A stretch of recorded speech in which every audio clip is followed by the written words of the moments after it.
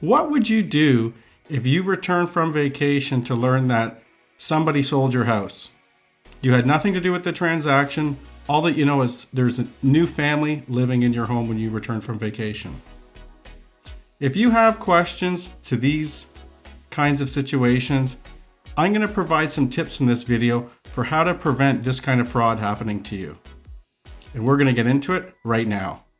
With the recent news this week about that couple who had their home sold from underneath them, basically somebody stole their house.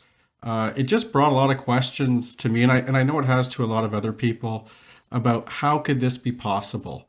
So because you could be vulnerable, if you have a lot of equity in your home, or even if you're mortgage free, you could be vulnerable to mortgage fraud and fraudsters. So the first tip I'd suggest is to get some form of a line of credit secured against the home. And you can do that by talking to your lender, at your bank, a financial advisor. They can help arrange this type of financial product to go as a lien against your home, which ultimately will protect you and mitigate the risk that you would be vulnerable to when it comes to mortgage fraud and theft. The next question you might have to ask after learning someone's taken your home from underneath you would be, how do I get it back? And who's going to be the rightful owner of this home going forward? So in talking to some real estate lawyers, the consensus seems to be, without knowing all the details of this particular case, is the home would ultimately go back to the seller. When the buyer purchased the property, it's likely they purchased title insurance. They would have to make a claim. The claim should go through, this would be considered a pretty urgent matter, so it would be more of a claim than like a court case where it could be lengthy, probably up to about 6 months.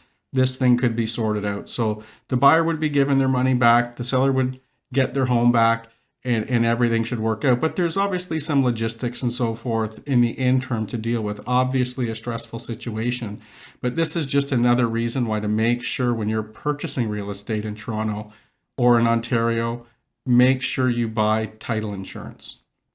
Another tip I'd like to suggest would be to have some form of whether it be a family member, there's companies that will basically house it for you. So if you're going to be going away for any length of time, it's always a great idea to make sure you have somebody that's well known to you, that's responsible, that you can trust with monitoring your house, going in and checking on things, making sure, especially in the wintertime, making sure, snow is removed, sidewalks are cleared, anything that could be a liability to you. That's always something that's good to do. And further to that, always a great idea before you're going away for any length of time, talk to your home insurance company, reach out to your broker, make sure that you know what your policy does and does not protect you from in the event of you being away for any length of time, possibly a water pipe burst, a flood happens inside the home. There's so many reasons to make sure that not only when you leave that you just close the door, out of sight, out of mind, but to make sure that you either have a person or a company that does home, house sitting for you, for lack of a better term, to monitor the property while you're away. Now the question you might have is, what's next for this homeowner that's had their home taken from them? So they would have to apply for a vested court order, which again would probably be accelerated. It's likely just a claim process. So the seller would get their home back. The buyers would be made whole by the transaction. So in this marketplace, this actually might work out really good for the buyer, because back in January 2022, between January and February was really the peak of the market. So they would get their money back. Now they get to go back into the market. In a lot of areas around Toronto, you could be purchasing at a discount, 20-30% discount from when they purchased before. So there could actually be a silver lining to this story, and hopefully it is. But more importantly, hopefully the police are able to find out who the people were that in fact impersonated the homeowner.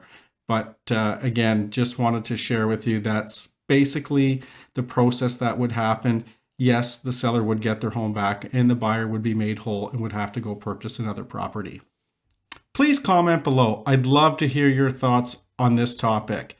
As well, I've linked below some case law of actual cases that are similar to the topic we just discussed, and I'll see you on the next video.